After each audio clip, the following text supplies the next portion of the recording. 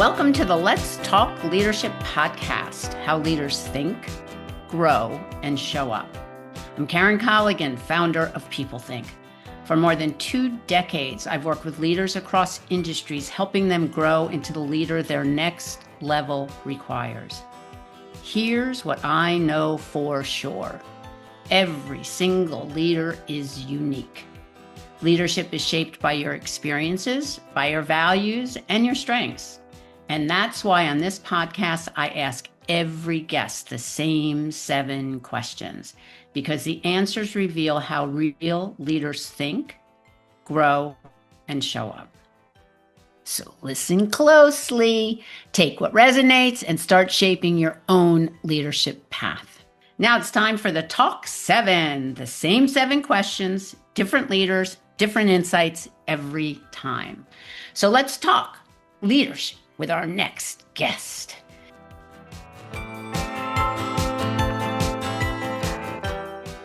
In this episode, I am thrilled to be speaking to Dr. Stewart Desson, who's the CEO of Lumina Learning. We're going to hear all about Dr. Desson's approach to leadership. So, Stewart, welcome, and thank you for being with us today.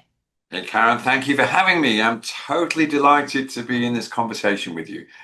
Great. Good. And just a little scoop for the listeners, Stewart and I go back, well, probably 20-ish years. We'll leave it at that. A couple of decades and a little bit more. Yeah. I think I started out seeing you on stage at a conference somewhere doing your thing and thought, wow, you are pretty impressive. Yeah. All righty. So, Stewart, tell us a little bit about Lumina Learning, when you started it, why you started it, and what's Lumina Learning all about? Okay, so I'm kind of the founder, but I'm the author of the core model that we use. So at one level, it's a business, but I'm not going to tell you about that. At another level, it's really an integration of my own personal development journey. So excuse me for being self-indulgent before we've just started, but yeah, I kind of figured in my career I'd done different things. I'd done some technology things. I'd been kind of what I called an intrapreneur inside an organization doing creative stuff. I'd moved into the area of kind of psychology and HR and L&D, and I had a burning desire to kind of bring it all together with some consulting skills. That combined with a bit of insight that I'd had psychometrics kind of done to me for a decade or so. And then I'd done psychometrics to other people in L&D for a decade or so. And eventually I thought, I've learned something here that I've learned what I don't want to do. I don't want to label people, and I don't want to be stereotyped, and I want to be more humanistic. And I positively do want to help people kind of learn and grow, and bringing together everything that's in me. This is my kind of unique contribution, is to take a psychometric, bake it into some cool apps and technology, make it very humanistic, but ultimately make it a catalyst for people to have cool conversations, to improve their own self-awareness, and to become better, kinder, more democratic and collaborative, however you want to frame it. Those are words that appeal to me. So that's kind of my personal answer to your question. I mean, the business answer is there's kind of a gap in the market, and we want to support organizations to transform through helping celebrate their people. That's kind of a business answer to it. Yeah, I love it. And one of the reasons I'm so attached to you, Lumina Learning, is, I mean, my company name is PeopleThink. What do I care about? I care about the development of people.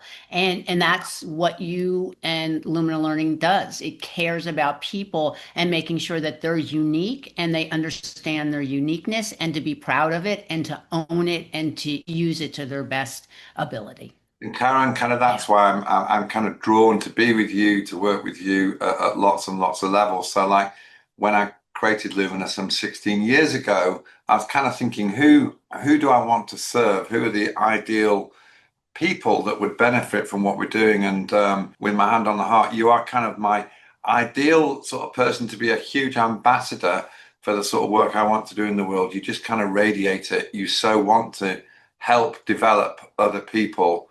Let's start with the first of the Talk 7. There's so many ways to define leadership because it's so personal, just as we talked about, and it's so unique for each individual. So how do you define leadership, Stewart? So if I could draw on a couple of other people's definitions to answer that question. I'm going to sort of top and tail someone else's model. So there's an academic called Russell Ackoff, who I found really inspiring in like the 80s, in fact, the 70s and 80s. And he had a view on it.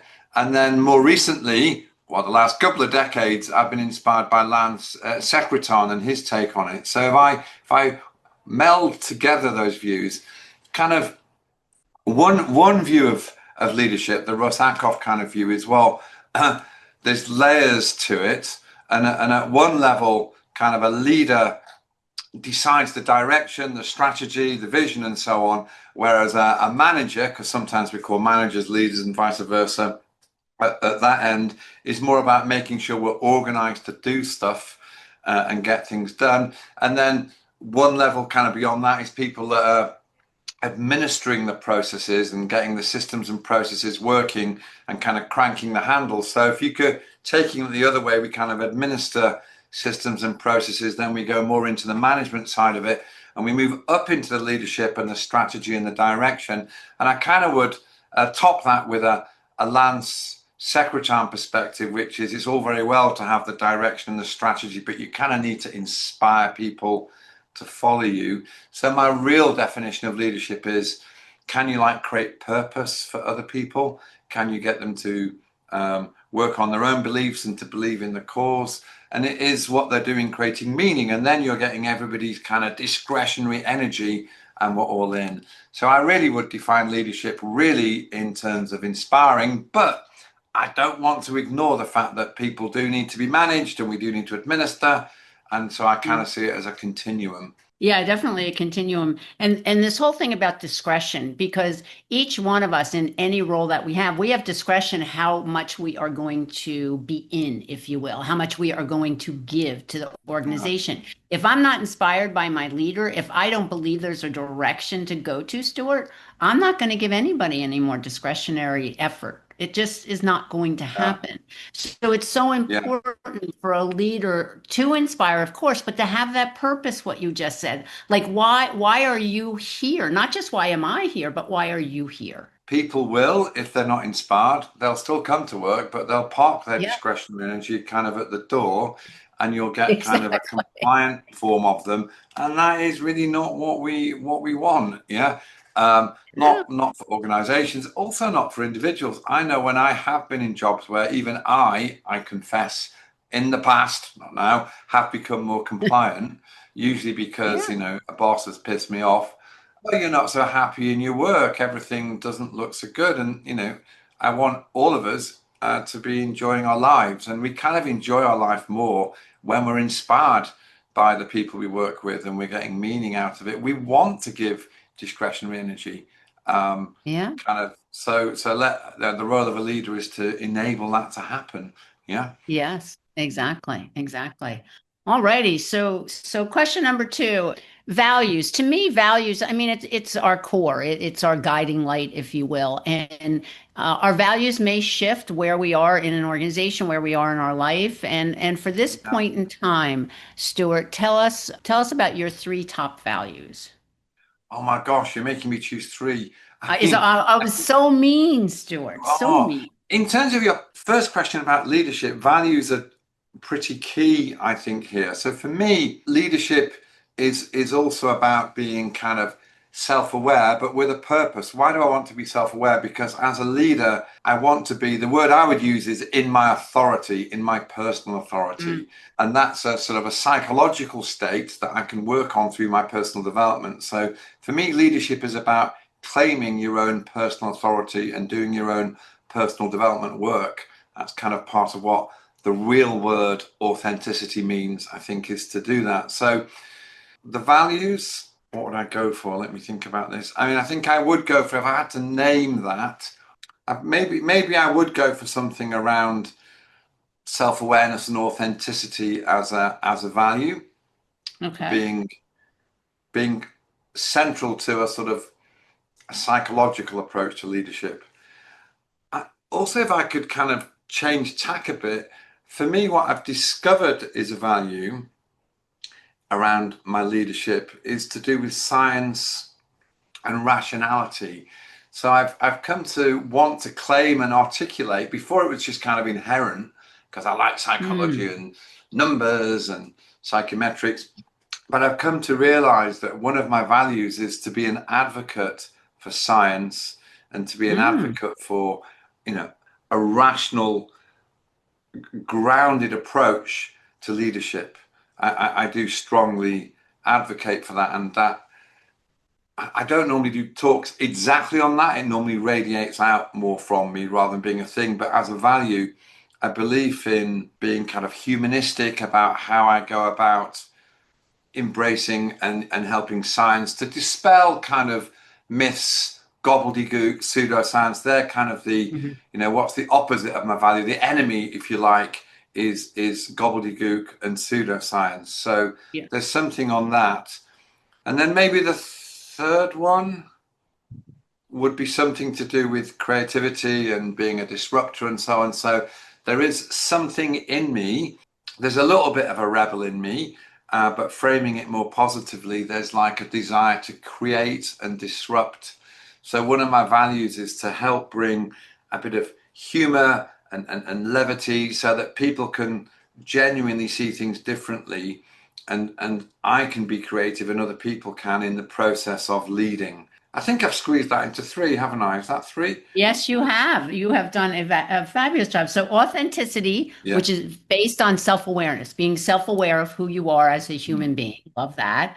So this science and rationality is what you said, an advocate for science. So what I just, for clarification's perspective, Stewart, it means that there's evidence behind what you are claiming, correct? That's right. That's it. I want there to be evidence behind what I claim, and I want to hear that in other people. That does not mean that I discount intuition. I totally understand. In the absence of evidence, because it takes a long time to get evidence, you have to use and correctly do your intuition. However, I don't want intuition alone to rule the roost, because if it does, we can get into pseudoscience and we can become deluded and we can get drawn into things. So there has to be, yes, intuition, but balanced with striving to gather the evidence, to gather the facts, and to look to see that it hangs together in some sort of coherent framework. And I guess part of my value in science is I'm willing to be challenged. Yeah. So if I put forward my favorite theory that could be based on intuition, if you can challenge me and I can't give some evidence and support it, I should be willing to say, you know what, Karen, you're right. There maybe is a better way of looking at this, and I'm willing to let go of a hypothesis that even if I held it dearly, even if I really believed it, I'm willing to change my beliefs for evidence on the basis of a rational conversation. That's at some deep level important to me. And it kind of, at another level, offends my values when I work with people that kind of refuse to do that. If I work with someone and they're stubbornly attached to something despite all the evidence, I find that at a personal level, I actually find it quite frustrating.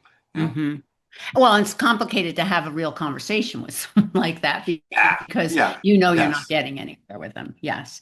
But and that's not completely and let me wrong, just because they may have a different perspective. I'm not saying my way is right. exactly. I'm saying I want to advocate for it, though. Yes, exactly. And then your third, what we talked about was creativity and being disruptive, that you do have a little bit of a rebel in you, just a little bit of a rebel. And if we switch that around, yes. It can get me in trouble. I have got in trouble from time to time. But that's the beauty of it.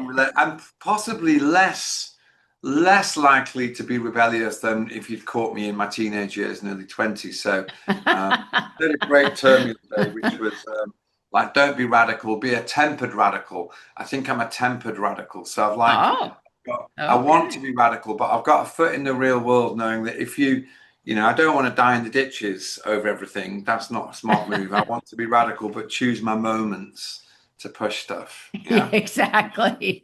When it makes the best sense, that's for sure. Yeah. All righty. Question number 3. What's the best advice you were ever given by a leader? Okay, I can answer this simply and directly, it was Wow. from someone called Bradford Brown, who passed away a decade or so ago, and he led an organization originally called Life Training and then More to Life.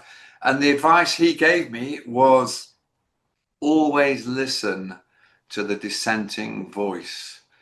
And he said Oh, it to me many times, and it was kind of something I struggled with because there's part of me, of course, that wants to be right.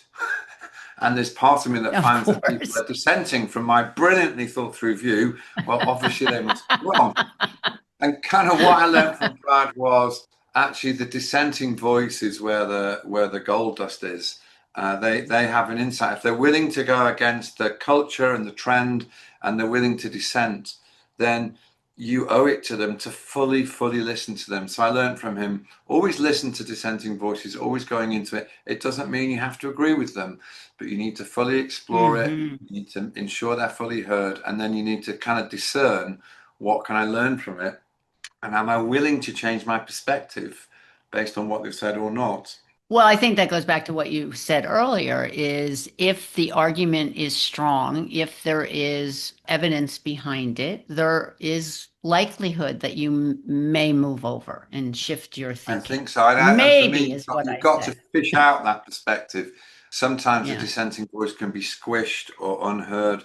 And if you really want to get that challenge to benefit from it, sometimes you've got to make the space to open it up and let people Hmm. dissent and encourage them, nurture the dissent. Yeah, Hmm. it Yeah, can be that's tricky. hard. That's hard. That's a hard Yeah. thing to do. Okay, question four. We're currently going through an enormous amount of transition and change globally. And how do you lead through transition and change? I guess this transition and change that I bring about when I'm at cause and I'm doing it, but I'm thinking, are you imagining it's also about the transition and change in the world? Like, how do I lead when there's a huge amount of disruption and transition going on in the world? Was it which did you kind of mean? Transition and change is happening all the time, and it can happen within a big organization, a small organization. Yeah. Obviously, globally, it's happening. So when that starts to happen, what do you do? How do you encourage people? How do you keep people, inspired with with your vision, with their purpose, and that type of thing? So I think what do I personally do in when change and transformation is happening and it's choppy and I'm there to help people, I normally endeavor to focus on kind of back to basics. So how do I think I can help people? I can help people become more aware of who they are. That's helpful when they're going through change and Mhm. churn. I can help them realize that other people are different and that it's good to value other people in that process. And I Mhm. can help people focus on being more connected and having more rapport with other people. And if we do that, and there's a lot of change going on, well, at least we can work with other people through the change together, and we're kind of stronger together. So that is my personal approach, which I advocate for others, and I strive to do that for myself as well. At a totally personal level, when I'm going through a lot of change, I personally try to do all the things that help me if something makes me anxious. AI could be exciting or it could make me anxious. So what do I do? Again, I try and take my own advice and focus on my own kind of awareness. And I try to focus on processing my own emotions to try and get the meaning out of the things that may be initially causing me anxiety and disrupting me. I try to see, well, what's the learning in it, and move through the the angst of it into, well, what meaning does it create in my life and how could it be helpful? I would say that's what I strive to do. I can't Mhm. claim I always do it. Yeah. No. No, none of us always do any of these things.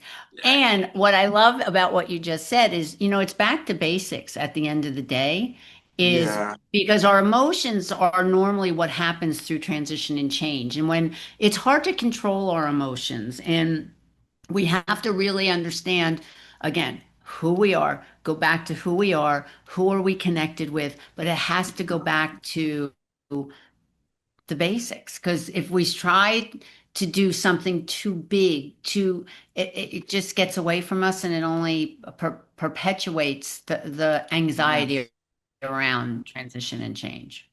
All righty. So we know the best leaders are curious and always learning. And I know that about you. You're like nonstop. I'm not sure you ever sleep. So what do you do? What tools, what resources? What do you do to develop? Because, you're in charge of a development organization that brings Yes. this suite of tools to organizations, to people. So what do you do to continue to learn, Stuart? I have like a pot puree of approaches to continue to learn and grow. I'm And sure you here we go. do.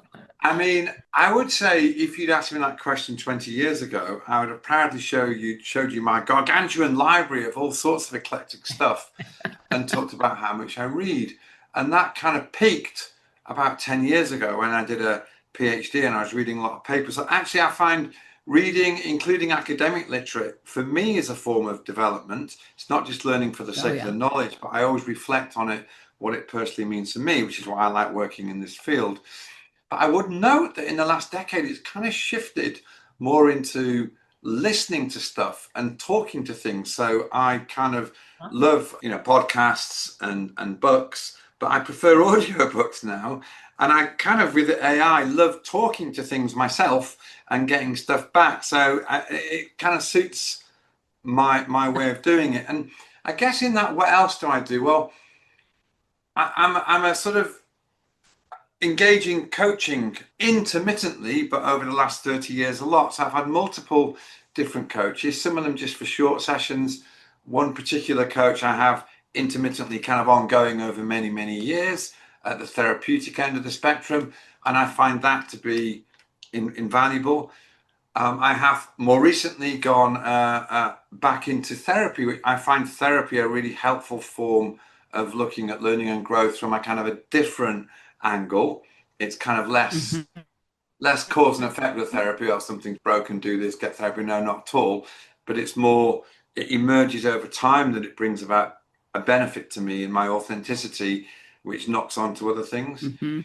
I mean, what else do Yes. I do? I mean, I try to go on a couple of retreats a year. I've got one coming up with Lance Secretan in Canada in a couple of months' time, and I Oh, did one a few great. years ago. That was a crazy whitewater rafting retreat for a week to do something different. I did one called 7 Days of Creation, which was kind of really out of my comfort zone because I'm not really so arty, but that one was kind of putting me in touch with that. I mean, Nice. literally yesterday I listened to a fantastic talk by Steven Pinker, and I would say that's part of my development. And I like to do those things. I like to do it spontaneously and emergently, Karen. So I don't meticulously plan it out. I like the randomness or the synchronicity of that. Yeah, I mean, Yeah. the other thing I say is when I do research, with other people, that is also part of my own personal development. So I always engage personally in any surveys, quantitatively, qualitatively, that I do with other people to see what I can learn for myself. So I guess I'm experimenting on myself as we go. What And I say. experimenting on a regular basis. And Yeah. one thing, Stuart, I mean, you just said what, six different things. So I think the message here is that you're a continuous learning learner. You're curious, and based on what you're curious about, you will find a way to discover and places, things, podcasts, rafting trips in order to really understand that curiosity. Totally, Karen. It's like curiosity is at the heart of it. I'm at my best in my learning when I'm curious. Sometimes Yeah, I learn things when yeah, I'm not curious. Sometimes I use AI to help me learn stuff that's technical. I just need to get this thing done. You know, it's still a yeah, form of learning, yeah, but I'm yes, much better when the absolutely. learning is fueled by a bit of curiosity and I've got time and playfulness. So often I do this Yeah. learning like early in the morning or late at night or at the weekend when no one else is around. I find that sort of learning works best when there's no time pressure and no one else is about. And there's some quiet. There's some quiet. Quiet, yeah. All right. So the sixth question is really about being a whole leader, being a full leader. And for me, I believe it's so important that we show up whole and that we are who we are. And so this question is, what piece of art or music or literature or whatever else keeps you balanced and brings you joy? with joy being the operative word here. And the reason that's so important is because if you show up and you don't have joy, and I don't mean have a birthday party every day, then everybody around you is going to know, and you can't fake that. So what brings you joy? What keeps you whole? And it's such a good question. I'd love to tell you how artistic I am and how well read I am in literature, but I can't. Yeah. That's uh, okay. I'll give you a humorous answer to your question. So here we go. I mean, Please. I literally get joy doing stuff like I enjoy watching football, or you'd call it soccer. Yeah, I can enjoy Yes. watching that with my friends, partly for the sport and partly because I like being with my friends and some of my kids while Yeah. doing that. There's some things that here's an interesting idea. I mean, I do a lot of what I would call technical research, which is often to do with quantitative stuff and numbers. And everyone says, well, that sounds boring. Well, Oh. not to me. For me, believe it or not, numbers and so on, they're like an extra language. Someone said to me the other day, what languages do you speak? Oh, just English. And I suddenly realized I actually speak a second language, which is numbers. I like Yeah. numbers and they kind of speak to me. So when I'm immersing myself in stuff that's quantitative, believe it or not, that really speaks to me in a way that other people might get from art and literature. And it actually calms me, and it's like semi-meditative, and I'm sounding a bit nuts here. You might need to edit this out in case it's gone bananas. So yeah, I do get like solace and peace, and I would say joy from immersing myself in stuff that's kind of quantitative.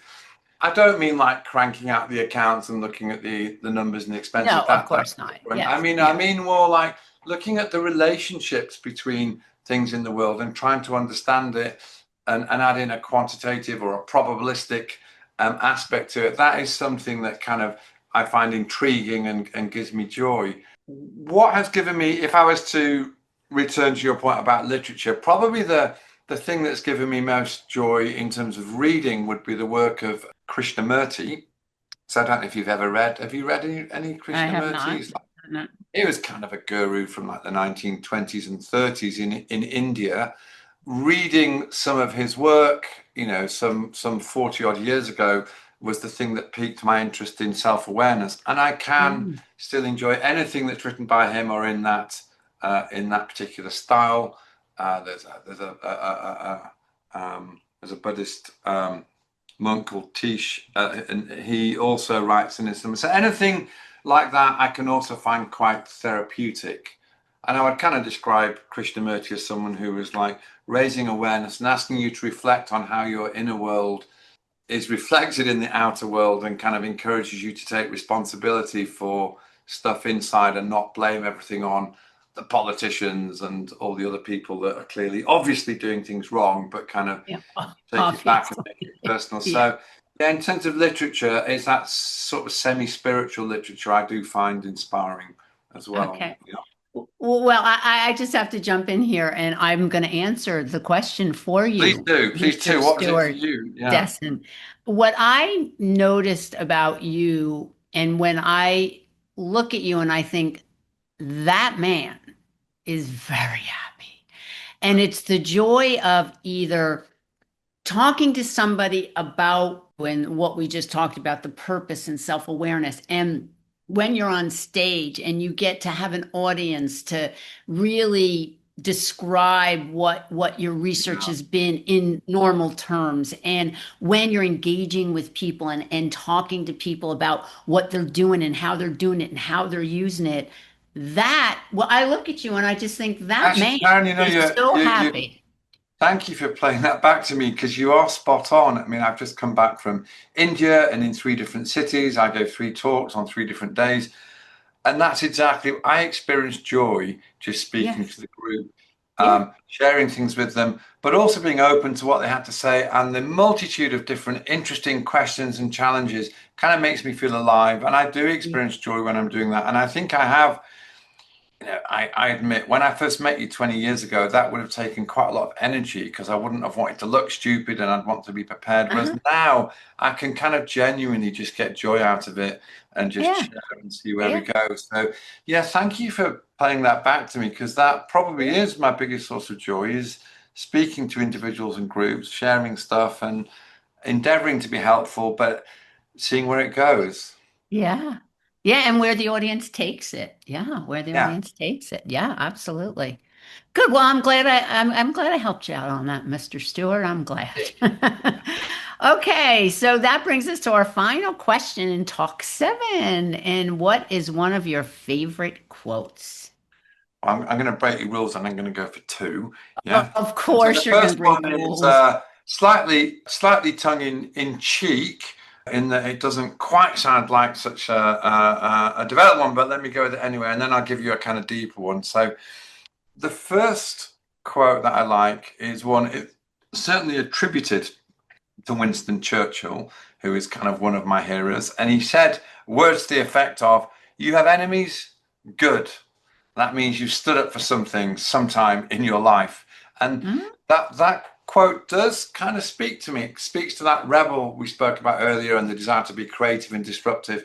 So even when I've been creative and I'm not looking for an enemy, I have found, say, in academia, when I was arguing my case in my PhD, I had people kind of coming at me. I could call them enemies in that they went beyond academic rigor and a bit into giving me a jab to kind of bring stuff down. And I found that standing up to that and saying, you know what, I'm not going to repeat what I would have done earlier in my life, which was to be the people pleasing nice guy. I'm going to stand up and fight. I've kind of learned that's good for me. So that's my, if you like, my less personally developed answer. But sometimes it's good to I stand up love and it. fight. Yeah. Yeah. And then the other one, which probably is my ultimate all-time favorite quote, which is based on Viktor Frankl. Hmm. Although I think Stephen Covey had a hand in interpreting it and discovering it, but Viktor Frankl is probably my ultimate hero as a psychologist. And he said between stimulus and response, there's a space, and in that space is our power to choose. And in that choice is our freedom or our psychological freedom. Words to that effect he wrote in numerous books. And that really speaks to me because, I can be as reactive as anybody. And when I get reactive, it's because someone said something, it's triggered me, and I'm not noticing the gap between stimulus and response. And I'm just going in and doing Yeah. battle or retreating or whatever it is I do. So it kind of reminds me to be self aware, to reflect, and that I can process my thoughts and my feelings in a different way. And yeah, I actually really, really love that quote. I think I've really Yeah. kind of internalized it at some Yeah. level. Yeah. Um, I don't know. Does it speak to you, Karen? What do you think? Oh, it's a beautiful quote, and reading his book makes you rethink everything, doesn't it? You It's know, it really, does. And I mentioned earlier that it was Bradford Brown that gave me the quote about always listen to the dissenting voice. But it was also Brad that gave me the book by Viktor Frankl hmm about his experience of World War II and then hmm how he created logotherapy about creating meaning and purpose after it. That's had a profound impact on my life. I would say it's kind of yeah, changed certainly the direction of my life to make me more inspired to do kind of what I now do. But I think for me, beautiful. Viktor Frankl's an unsung hero from the last century. Everyone's heard of I Jung agree. and Freud, but coming in position three as big psychologist is Viktor Frankl. But for me, he's kind of my number one. Yeah. Yeah, yeah. Yeah, I've given that book out to more than one or two people, that's for Yeah, sure. wow, great to hear that. Great to hear that. So he's Yeah. clearly inspired you as well. Well, thank you for walking us through Talk 7, Dr. Stewart Desson, and sharing your leadership insights with us today. Deep joy engaging with you. You asked me what gives me joy, and chatting to you about this gives me joy. You're just awesome to be with. So thank you. Oh, you're so welcome. Thank you. Thank you. It was great. And so thanks for listening. I'm Karen Colligan, and you've been listening to Dr. Stewart Desson, CEO of Lumina Learning, a global provider of innovative development solutions for individuals, teams, and organizations. One leader, 7 questions, a lot to think about.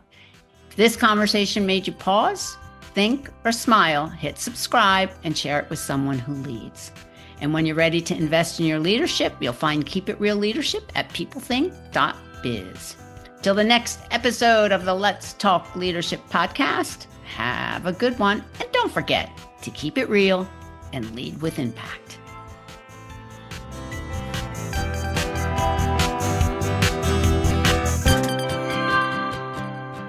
Editing by Mary Lee Williams.